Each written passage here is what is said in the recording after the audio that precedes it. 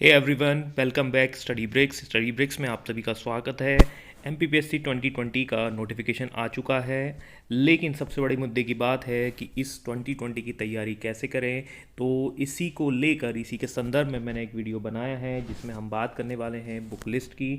और ये book list कौन कौन सी होंगी, ये नोटिफिकेशन है, इसको लेकर मैं ऑलरेडी वीडियो बना चुका हूँ, आप जाकर वहाँ देख सकते हैं। अभी फ़िलहाल पोस्ट की जो संख्या है वो 235 है और इन पोस्ट की संख्या बढ़ने की बिल्कुल संभावना है। तो आप अपनी तैयारी में लगे रहें। देखिए, सबसे पहला जो टॉपिक है वो है आपका एमपीपीएससी के फर्स्ट पेपर के अंतर्गत टोटल 10 यूनिट हैं। और ये 10 यूनिट में सबसे पहला पार्ट है एमपी का इतिहास, संस्कृति और साहित्य। वास्तव में देखा जाए तो ये एमपी जीके का ही पार्ट है। अब लेकिन ये एमपी के पॉइंट ऑफ व्यू से काफ़ी ज़्यादा खास हो जाता है, क्योंकि इसके अंतर्गत हम देखेंगे एमपी और इतिहास की महत्वपूर्ण घटनाएं, प्रमुख राजवंश। अब ये राजवंश कौन कौन से होंगे, तो राजवंश हम देखेंगे मेंस में। और मेंस में आपको बघेल वंश, आपको सिंधिया वंश, इस तरीके से इन वंशों के बारे में जानकारी मिल जाएगी, आप वहाँ से उपयोग कर सकते हैं। एमपी का योगदान, एमपी की कला, साहित्य, जनजातियाँ, बोलियाँ, त्योहार, कौन कौन से फेस्टिवल्स हैं, साहित्यकार, ये सब आपको मिल जाएगा इन बुक्स में। तो आप जब बुक्स की बात करें तो बुक्स बहुत सारी हैं, आपको जो अच्छी लगती है आप उसको ले सकते हैं। पुणेकर का बुक मिल जाएगा आपको, महावीर का बुक मिल जाएगा, और भी बहुत सारी मार्केट में बुक्स अवेलेबल हो चुकी हैं आज की डेट में।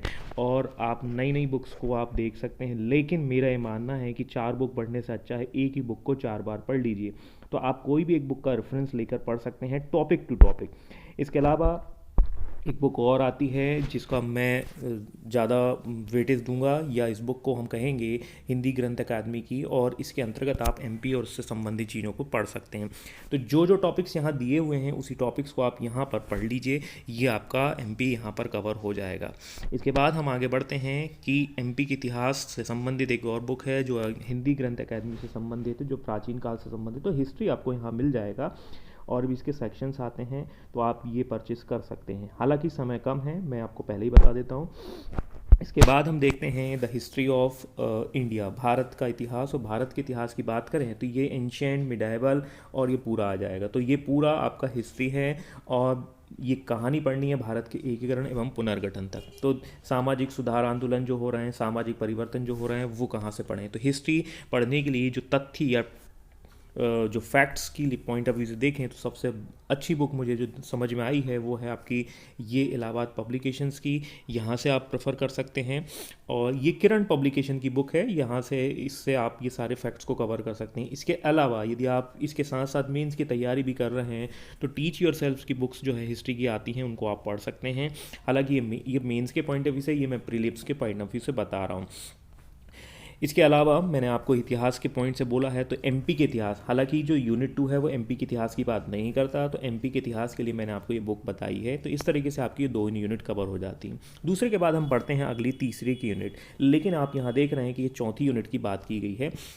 तो एक्चुअली तीसरी यूनिट की बात हम बाद में करते हैं, क्योंकि चौथी यूनिट जो है वो पहले ज़्यादा प्रमुख हो जाती है। और चौथी यूनिट जो है वो भारत और विश्व के भूगोल से संबंधित है। भारत और विश्व के भूगोल की यदि हम बात करें तो ज्योग्राफी वाला पार्ट है, इसमें कवर करना है। और वैसे भी पहले विश्व का भूगोल पढ़ते हैं, फिर उसके बाद इंडिया का, और फिर एमपी के।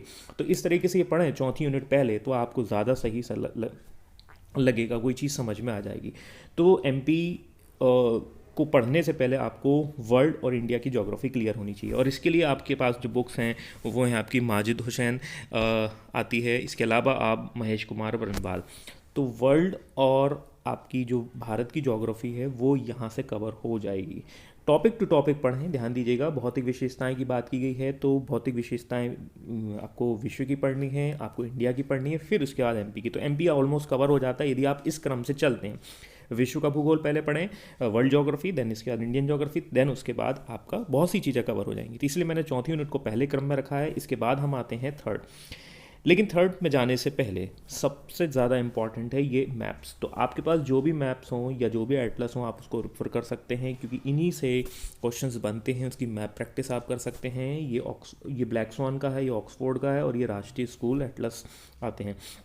तो सामान्यतः ब्लैक स्वान का जो है वो ज़्यादा चलता है। अब नया जो जोग्राफिकल चेंजेस हुए हैं उसके हिसाब से आप इन एटलस को ले सकते हैं और उनको प्रैक्टिस कर सकते हैं, क्योंकि लोकेशंस बेस्ड भी क्वेश्चंस काफ़ी बनते हैं। इसके बाद आप आते हैं थर्ड टॉपिक पर, और ये थर्ड टॉपिक है एमपी का। तो देखिए काफ़ी चीज़ें यहाँ कवर हो जाती है। जैसे एमपी की जलवायु है, तो एमपी की जलवायु यदि आप इंडिया की जलवायु समझ चुके हैं तो एमपी की जलवायु भी आपके लिए दिक्कत नहीं है। प्राकृतिक संसाधन आप वर्ल्ड में पढ़ रहे हैं, आप इंडिया के पढ़ रहे हैं, दैन उसके बाद एमपी के पढ़ेंगे तो ज़्यादा अच्छा रहेगा, आपको समझ में आ जाएगा। इसके बाद एमपी में परिवहन, दैट इज़ वेरी इंपॉर्टेंट। देखिए अभी बहुत सारे नेशनल हाईवेज़ के नंबर चेंज हुए हैं, बहुत सारे क्या ऑलमोस्ट सब चेंज हुए हैं। इसको लेकर मैंने एक वीडियो भी बनाया हुआ इनके नॉमेनक्लेचर्स को, यदि आप चाहें तो उसको देख सकते हैं। मैं इसकी लिंक जो है डिस्क्रिप्शन बॉक्स में रख दूंगा। इसके अलावा नदियाँ, पर्वत श्रृंखलाएँ, तो जब आप इंडिया की ज्योग्राफी पढ़ते हैं तो ये ऑलमोस्ट सेक्शन कवर हो जाता। तो आपने यदि 4 यूनिट पढ़ ली है, 4th यूनिट पहले, तो आपको 3rd यूनिट में कोई दिक्कत नहीं होगी। लेकिन फिर भी यदि आप चाहते हैं कि इसको स्पेशल पढ़ा जाए तो आप इस बुक का प्रेफरेंस ले सकते हैं। ये एमपी हिंदी ग्रंथ अकादमी की बुक हैं और इनको आप उपयोग कर सकते हैं। इसके अलावा कुछ और बुक्स मिल जाती हैं जो सिलेबस के अकॉर्डिंग है, तो निर्माण आईएएस की बुक्स को आप प्रेफर कर सकते हैं, और ये सिलेबस के हिसाब से अपनी बुक्स जो है वो सेल करते हैं, तो आप वहाँ से भी ऊपर ले सकते हैं। इसके बाद आपकी 5वीं यूनिट आती है जो है आपकी स्टेट से रिलेटेड, और स्टेट की संवैधानिक व्यवस्थाएं क्या है। अब देखिए स्टेट की, और इसके बाद जो इसका पार्ट भी है वो है इकोनॉमिक्स ऑफ द स्टेट। तो ये 5वीं यूनिट टोटली डिपेंड है, या टोटली संबंधित है किससे, स्टेट से, मध्य प्रदेश से, क्योंकि मध्य प्रदेश पीएससी की बात की जा रही है। तो देखिए इसको करना है, जैसे ये राज्यपाल है, मंत्रिमंडल है, पंचायत राज व्यवस्था, तो ये तो आपको पॉलिटी के सेक्शन मिलेगा, और पॉलिटी की एक ही बाइबल है जिसका नाम है आपका लक्ष्मीकांत। तो लक्ष्मीकांत में आप इन टॉपिक्स को आप कवर कर सकते हैं, सेक्शंस को। हाँ, एमपी के स्पेशल सेक्शंस को आप थोड़ा सा वेटेज दे दीजिएगा, या एमपी की जो अभी व्यवस्था है या एमपी में जो राज्यपाल है उनको थोड़ा सा ज़्यादा प्रिविलेज देना होगा। इसके अलावा इकोनॉमिक्स की बात कर रहे हैं तो एमपी के प्रमुख उद्योग, जनजाति, उनकी कल्याणकारी योजनाएं, जो भी जैसे आप देखेंगे चरण पादुका योजना चलाई है तो जनजातियों के लिए चलाई गई योजना है, तो ये वाला सेक्शन आपका यहाँ कवर हो जाएगा। ये आपको करंट अफेयर से मिलेगा या एमपी जीके की बुक्स में ही मिलेगा। एमपी के प्रमुख उद्योग हैं, इसके अलावा जनसंख्या और जनगणना के आंकड़े, तो ये सब चीज़ें जो है सॉरी एमपी पीएससी की जो एमपी जीके की बुक है वहाँ आपको मिल जाएगा। तो ये पॉलिटी हो जाएगा। इसके अलावा ये मैंने आपको बुक्स ऑलरेडी बता चुका हूँ, तो इनमें भी ये सेक्शंस आपका कवर हो जाएगा, क्योंकि स्टेट्स की जो बुक्स आती हैं जैसे पुणेकर है, महावीर है, उसमें इनको स्पेशली दिखाया गया है, बताया गया है। इसके बाद हम बढ़ते हैं 6वें की ओर, और 6वां जो टॉपिक है वो है आपका भारत के संविधान। तो देखिए अभी हमने 5वां जो टॉपिक है वो स्टेट की पॉलिटी की बात की है, अब यहाँ इंडिया की पॉलिटी की बात कर रहे हैं। तो मैं यहाँ पर यही कहूँगा आपको कि इसके लिए एकमात्र बुक है जो बाइबल है, that is the basically Indian polity, और इंडियन पॉलिटी की इस बुक में आपको ये सारी चीज़ें मिल जाएंगी। जैसे हम देखेंगे कि संविधान, भारत शासन अधिनियम 1919, 1935, संविधान सभा। एक बात ध्यान देने वाली है कि 1919 और 1935 ही लिखा हुआ है, इसका मतलब हमें क्या बाकी के नहीं पढ़ने, तो बिल्कुल ऐसा मेंशन नहीं किया गया, बट इस पर आपको विशेष ध्यान देना होगा, बाकी को भी ध्यान में रखना ही होगा। तो ये फंडामेंटल राइट्स हो गए, ये आपके कर्तव्य हो गए, ड्यूटीज़ हो गए, ये डीपीएसपी हो गए, संविधान संशोधन बहुत ही पूछे जाते हैं, और इसके अलावा इसमें इकोनॉमिक्स को भी थोड़ा सा शामिल किया गया। तो ध्यान दीजिएगा, भारतीय अर्थव्यवस्था और इकोनॉमिक्स वाला पार्ट जो है वो 6वीं यूनिट में देखने मिला। तो 5वीं जो यूनिट हमने देखी थी वो स्टेट के पॉइंट ऑफ व्यू से थी, ये 6वीं जो है वो आपके भारत के संदर्भ में बात करती है। तो रिजर्व बैंक, राष्ट्रीयकृत बैंक, सेबी, करंट अफेयर से जुड़े हुए टॉपिक्स जैसे कितनी संख्याएं हो चुकी हैं इनको आपको पढ़ना होगा, और इसके लिए आप जो है वो बुक प्रेफर करेंगे, वो है आपकी प्रतियोगिता दर्पण, जो कि एक्स्ट्रा इश्यूज़ आते हैं जिसमें करंट्स अपडेटेड होते हैं, कितने बैंक्स हैं। इसके अलावा आप इस बुक को भी प्रेफर कर सकते हैं जो कि लाल एंड लाल है। हालांकि ये बुक जो है वो बहुत ही डीप है, लेकिन जितने टॉपिक्स लिखे हैं उनको आप यहाँ पढ़ सकते हैं। हालांकि ये टॉपिक्स जो है आपको प्रतियोगिता दर्पण के एक्स्ट्रा इश्यूज़ में मिल जाएंगे, हिंदी और इंग्लिश में अवेलेबल है, आप चाहे तो उसको वहाँ से उपयोग कर सकते हैं। तो मेंस के पॉइंट ऑफ व्यू से आप इस बुक को प्रेफर कर सकते हैं, लाल एंड लाल की बात मैं कर रहा हूँ। लेकिन करंट अफेयर्स या वर्तमान में कौन कौन सी योजनाएं लागू हुई हैं, कौन कौन सी नेशनलाइज बैंक के एनबीएफसीज कौन से बन गए हैं, तो ये आपको करंट की बुक्स में मिल जाएगा, जो कि प्रतियोगिता दर्पण अच्छा देता है। अगली यूनिट की हम बात करते हैं, और 7वीं यूनिट है साइंस और एनवायरनमेंट से। साइंस और एनवायरनमेंट की यदि हम बात करें तो देखिए पहला वाला पार्ट है वो विज्ञान के मौलिक सिद्धांत, मतलब जो हम देखेंगे कि बायो है, केमिस्ट्री है, और आपका फिजिक्स। मौलिक सिद्धांत आपको देखने को मिलेंगे। साइंस की बुक से। तो साइंस की आप नाइन्थ की बुक को प्रेफर कर सकते हैं, जो एनसीईआरटी की आती हैं, वहाँ से आप ले सकते हैं। देखिए ये 7वीं यूनिट जो है वो स्कैटर्ड है, मतलब ये डिस्ट्रीब्यूटेड है।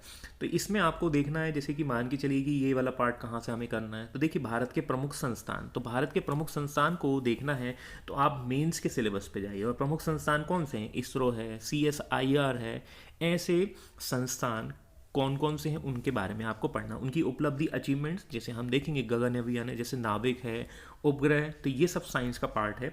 तो ये इनके बारे में लिखा नहीं हुआ है, लेकिन वो टॉपिक कौन सा होगा उसको आपको मेंस के लिए जाना होगा।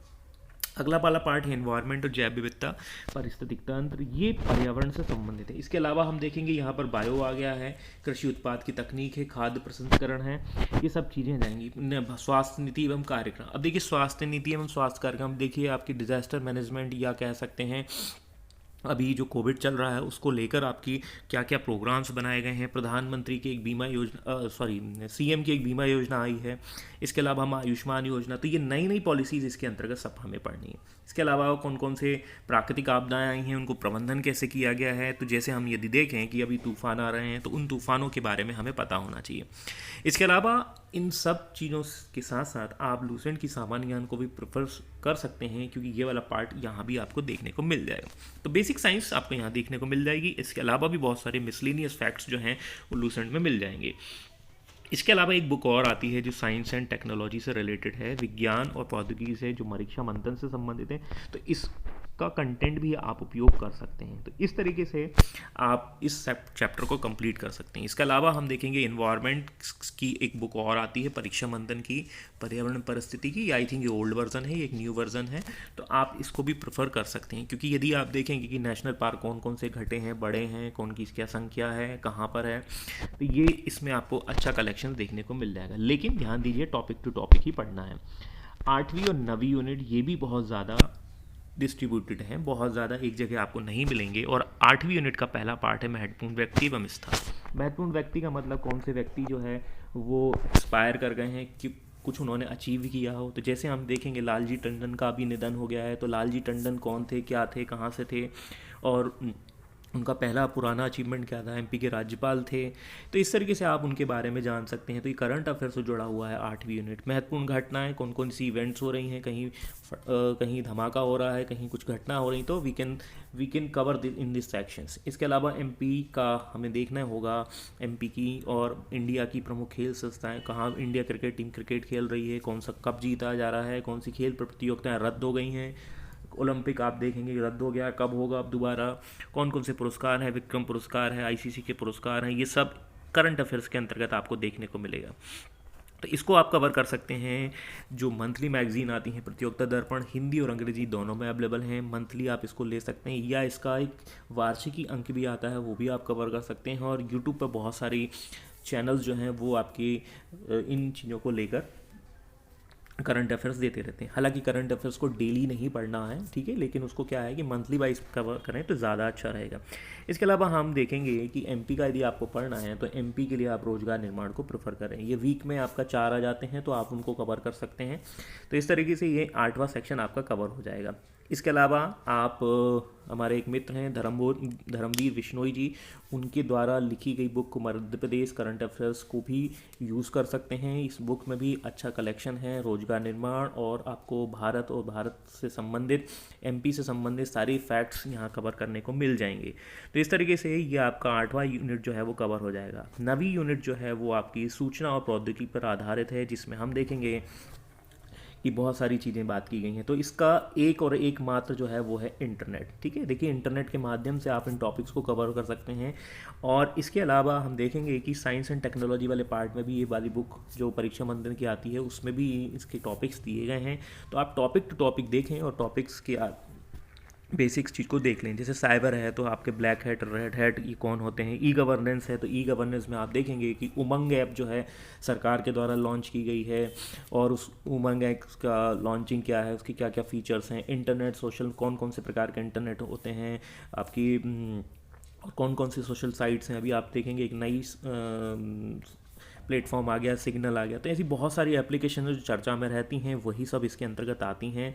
तो इसका सबसे अच्छा सोर्स है आपका जो स्टैटिक पार्ट है वो आप यहाँ से कवर कर सकते हैं, लेकिन जो करंट में चल रहा है, जो वर्तमान में चल रहा है, उसे आप इंटरनेट के माध्यम से कर सकते हैं। ई कॉमर्स जैसे हम देखेंगे फ्लिपकार्ट है, कौन किसके फाउंडर हैं। अभी आप देखेंगे कि आपका जो व्हाट्सअप के फाउंडर हैं उन्होंने एक और नया सोशल प्लेटफॉर्म बना दिया है जो व्हाट्सअप के जैसा ही है, तो वो भी चर्चा का विषय है। तो कहीं ना कहीं हम देखेंगे कि ये बहुत ही ब्रॉड एरिया है, और इस एरिया के अंतर्गत हम एक और चीज़ देखते हैं, वो है आपका computer.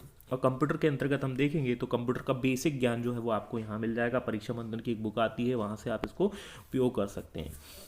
Last but not the least 10वीं यूनिट जो है वो है आपकी विभिन्न आयोगों से संबंधित। अब देखिए, विभिन्न आयोग और उनसे संबंधित संस्थाओं की बात करें तो ये जो यूनिट है वो है आपकी पॉलिटी से जुड़ी। अब देखिए, खास बात ये है कि लोग इसे अलग अलग तरीके से पढ़ते हैं, बट मेरा ये मानना है कि आप इसको कुछ इस तरीके से पढ़ें तो ज़्यादा अच्छा होगा। जैसे हम देखें कि भारत का निर्वाचन आयोग है आर्टिकल 324 से 329 और राज्य निर्वाचन।